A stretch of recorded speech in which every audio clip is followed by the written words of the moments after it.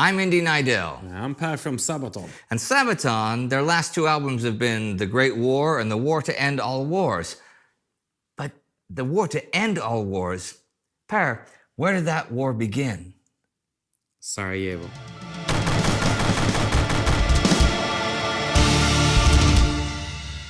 For decades, the Austro-Hungarian Empire had been a powerful influence in the heart of Europe. Resting on a legacy, their house kept stability, order, and peace. But not everyone bowed to this power. One shot that would change the world. One shot that did not just kill the heir apparent, but would ultimately lead to the downfall of four mighty empires, condemn millions to death and suffering, and destroy the old Europe of emperors and kings. This one shot was fired in Sarajevo on June 28, 1914, and would become the symbolic cradle of the great calamities of the 20th century. One day, the great European war will come out of some damn foolish thing in the Balkans. Otto von Bismarck. On June 15, 1910, the Serbian student Bogdan Žerajić fired 5 shots at the governor of Bosnia and Herzegovina, Marijan Varisanen, before turning the revolver on himself. While public outrage condemned this assassination attempt as an act of madness, there was a radical underground that celebrated the shooter as a hero. This try at tyrannicide would spark a number of terrorist plots aimed against the ruling elite in the Balkans. Behind them were organizations like the Black Hand, Narodna Odbrana, Mlada Bosna, and several smaller splinter groups that promoted a radical stance for Southern Slav nationalism, groups that had found their major enemy in the multinational commonwealth of the Habsburg Empire. Okay, setting the stage. The Austro-Hungarian Empire long stood at the center of Europe's concert of great powers, the dual monarchy ruling over a multinational empire of Austro-Germans, Hungarians, Czechs, Slovaks, Slovenes, Croats, Serbs, Romanians, Ruthenians, Poles, and Italians, was, however, on the decline in a bunch of ways in the early 20th century. Many saw the empire's commonwealth as anachronistic, as a relic of a bygone age, much like its ancient 80-something emperor, Franz Joseph himself. Its future would soon, of course, be decided by his heir, the Archduke Franz Ferdinand. Franz Ferdinand was a colorful person, to say the least, and you should Google him to learn more about his oddities, his animal massacring, and just do it, right? Anyhow, although he saw himself as an absolute ruler, politically he was a moderate, a reformer with great energy, and a semi-progressive vision for his empire. Rumors had it that he would form a tripartite empire, a federation that would strengthen the southern Slavs by perhaps putting Zagreb on the same level as Budapest. Franz Ferdinand also stood at odds with the expansionist war hawks like Army Chief of Staff Franz Conrad von Hotzendorf. To gather support for his political vision, Franz Ferdinand planned a visit to Sarajevo for late June 1914 to present himself to the Bosnian people. The empire had very controversially annexed Bosnia in 1908. Military attachés advised postponing or canceling the visit, thinking there could be violence. But those warnings went unheeded. Franz's moderate views were anathema to the radicals in Bosnia and in independent Serbia. Although in the clear minority, they were the most determined to overthrow or at least destabilize the region through domestic subversion. The emblem of the Black Hand showed the toolset of political assassination. Next to the obligatory skull and bones was a knife, a bomb, and a phial of poison. In underground camps, they trained their operatives in guerrilla warfare, espionage, marksmanship, and bomb throwing to act on their ire against Austrian rule in Bosnia. After the failure to kill Governor Varisanen in 1910, they first turned their eyes to his successor, Oskar Potiorek. But why kill merely a governor if you could kill an archduke? And not only an archduke, but the direct heir to the throne of the Habsburg Empire. This would send a guaranteed ripple through the empire, if not Europe itself. The empire could not let such an act go unpunished. And if a vengeful Austro-Hungarian army marched against Belgrade, then Serbia and her Imperial Russian ally would be forced to act. And let's be clear, war had worked out well for Serbia in the years immediately before 1914. Serbia had done very well and gained lots of territory in the Balkan Wars. Okay, it was Europe's great folly at this time that it had deviated from a self-sustaining geopolitical ecosystem and turned towards a power block of alliances. And all through the early 20th century, Europe seemed to be haunted by crisis after crisis. The war in Libya, the annexation of Bosnia, the independence of Albania, the Morocco crises. It was just ratcheting up and up. So far, a major war among great powers had been avoided, but the balance was out of whack. Except for the German Empire, Austria-Hungary was politically isolated. Both Russia and France hoped to serve their own goals by backing and guaranteeing Serbian interests. Well, the French and the Russians were solid allies with each other, worried about German power in any case. And while the Russians were really more in it for themselves than for their Slavic brother Serbia, after their defeat at Japan's hands in 1905, the Tsar was determined to never again lose face internationally. So if something major would arise that led Austria-Hungary to declare war on Serbia, Russia would intervene on Serbia's behalf. Would this make Germany come to Austria's help, in turn prompting France to go to war? But wait. If there was war between France and Germany, one would end up being the victor and much more powerful. So Britain would have to cast its lot with someone to be on the victor's side and keep the balance. But since the Kaiser had been contesting British naval supremacy, that someone would be France. But wait, what about Italy? Yeah, Italy had an alliance with Germany and Austria-Hungary, but a defensive one. How would Italy react to all of this? Well, basically, Europe had allowed itself to chain its geopolitical future to the ever more unstable and volatile powder keg that was the Balkans. To set the fuse to this powder keg, the Black Hand organized bombs and guns for its newest operatives. The ultra-nationalist milieu of Belgrade's coffeehouses often attracted the attention of desperate, forlorn young men by propagating romantic visions of a greater good, of self-sacrifice for the sake of the motherland. Bosnian Serb Gavrilo Princip was one of them. 19 years old, Princip wanted to succeed where Zerajic had failed. But Europe was still at peace on Sunday, June 28, 1914. In the summer of 1914, the Archduke Franz Ferdinand of the Empire is visiting Sarajevo, unaware of the assassins awaiting him and what will come. In the early morning hours, Imperial Archduke Franz Ferdinand arrived with his wife, Sophie Chotek von Hotkova, at the train station in Sarajevo. From there, they went by car down to the city hall via the Apple Quay. There were 6 vehicles in the royal motorcade. The first car was boarded by the mayor of Sarajevo and the police commissioner, with the royal pair in the car right behind them. The car had the top rolled back so they could wave at the many onlookers and well-wishers that lined the streets in anticipation of their visit. The day of their arrival was unfortunate, though. It was St. Vitus Day, the day when, in 1389, Ottoman forces fought a Serbian army at Kosovo. The fighting itself was inconclusive, but it so depleted Serbian manpower that the Serbian Empire could not survive future fights with the Ottomans and soon fell fully under its sway. The choice of date was nothing more than an unlucky coincidence, but the ultra-nationalists saw it as a provocation. The terrorist cells of the Black Hand had been shadowing the preparations for the visit for several days, planning the best way to attack the well-known route.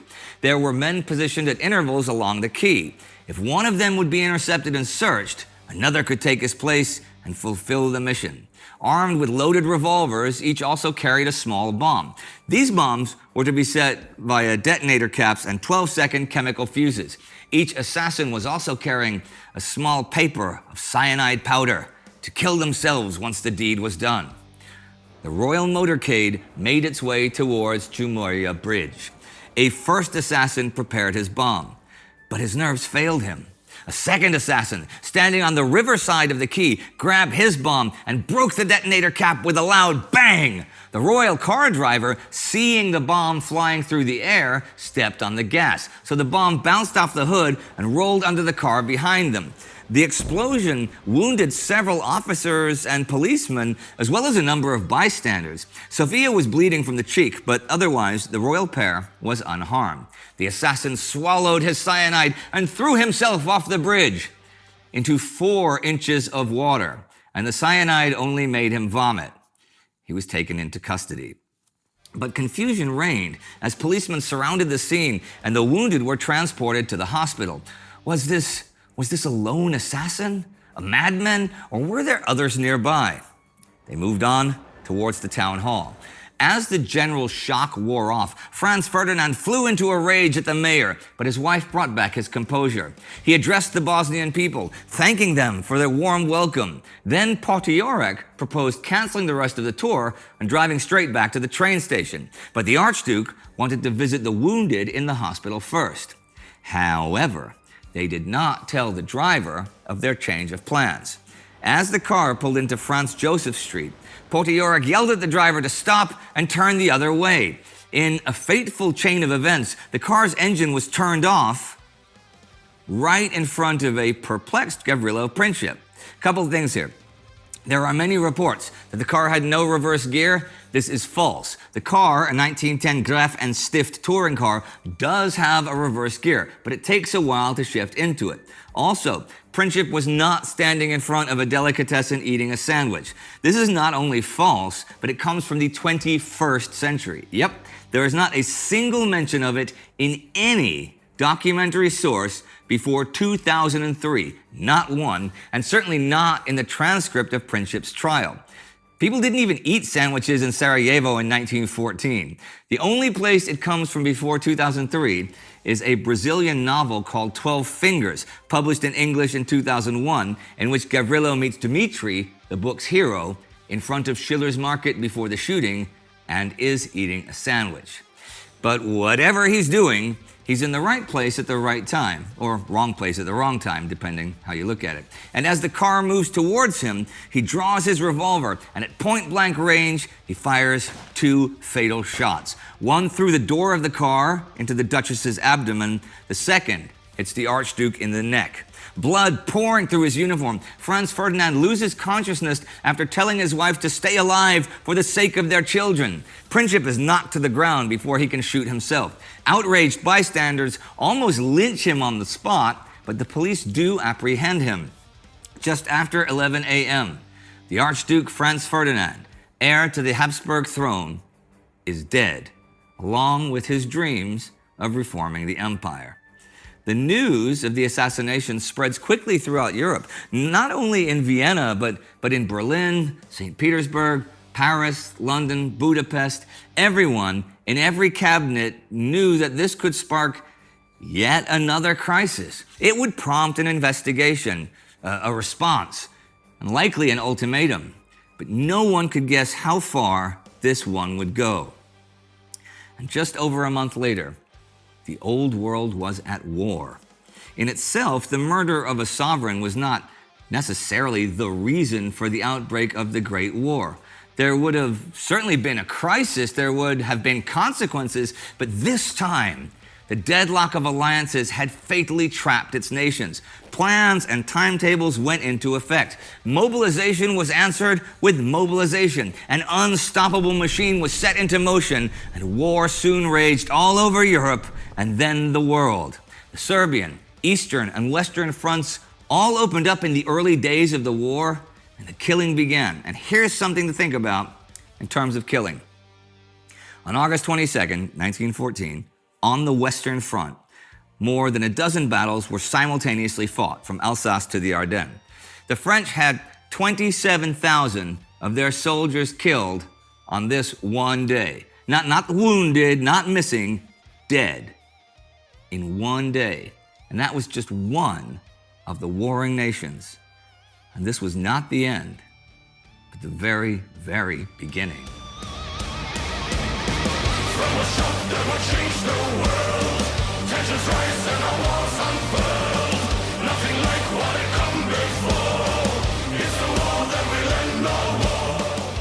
Before I begin asking you questions and leading you in places you may not want to go, I gotta say I love your jacket there. I love your coat. Guess where it's from? Do you want me to actually guess, or do you want to tell them where it's from? I think you know. Is this one of the ones that was used in the video for Christmas Truce? No, It's not. but it's used in another Sabaton music video. Anybody can guess who? I'm a little bit allowed competition to. here. Okay, that's a new competition. Okay, great new competition. Anybody can guess who. Okay, Sarajevo. Now, you did the Great War, but when you did the second album, now both Sarajevo and Versailles are on the War to End All Wars, which Sarajevo it's the flashpoint beginning. It's not the beginning. And Versailles isn't the end, although people think it is, but it's the end. It's one of the treaties. But why would you put the bookends on the second album, not the first album? We did like the idea of creating this tie up to it. Obviously, we already had done the Great War in a lot of songs, and before that, we also had done other World War I songs. But we thought that this one would, be more bound together by a start and an ending. Okay. To have a more a concept feeling about it. And then I guess it has to start with Sarajevo. And it's interesting that it's Sarajevo. It's not Franz Ferdinand. It's not Gavrilo Princip. It's not the shot heard round the world or anything. It's the town. It's the city. Yeah, I guess it's a more like the people are, they think about that city when they think about the event. This song is a different type of song as well for you guys. Yeah, I had some idea when it was Joakim and Chris was working on it. Yeah. And I came and interrupted them and said, hey, what about we do it without the traditional format of you do a verse and then a pre-chorus and a chorus? Why don't we skip the verse and we do it with spoken words instead? Yeah. And I guess the guys liked the idea. And that's how it turned out. So we went back to the lady who was the voice of the Great War. Then we went back to her and asked if she could record a couple of lines for that song. And it kind of turned out the verse that way. It's a different type of song, but...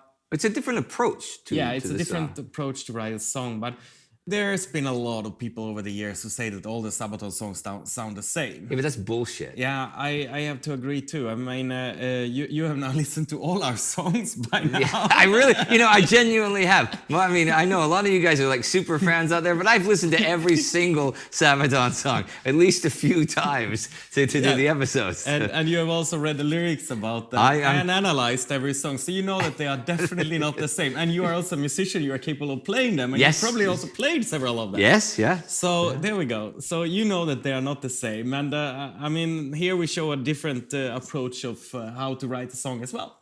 Now, that woman, what is her name? Bethan. And can we get a photo of her here? So tell us about her. How did you guys end up doing this collaboration? We were searching on the internet and different talent agencies to find an actor, actress that would fit. We were looking for both male and female. We didn't know exactly what we were aiming for, but just something that sounded and captured powerful voice. Well, I like that it's her voice is. It's got enough depth for a female voice, but without being overbearing, without being like bombastic. Mr. Sorry. We found a couple of different alternatives, and we went through and we had some tests and we had some auditions, but ultimately it was so perfect when we found Bethan. Has she ever worked with you guys live or doing anything with the shows? That would be kind of cool. Yeah, that would be cool. Maybe we do that someday.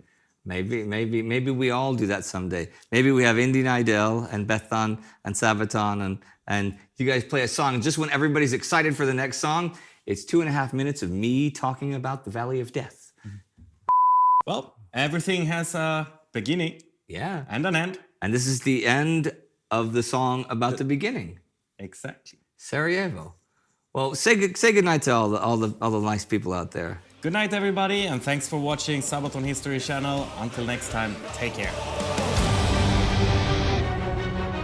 The Battle of the Frontiers starts in August as soldiers cross borders and bullets are fired in rage. War begins. Thanks for watching this episode of Sabaton History Channel. Please remember to click that little bell so that you get notifications the next time we release an episode, and then we will see each other in the future. Thank you.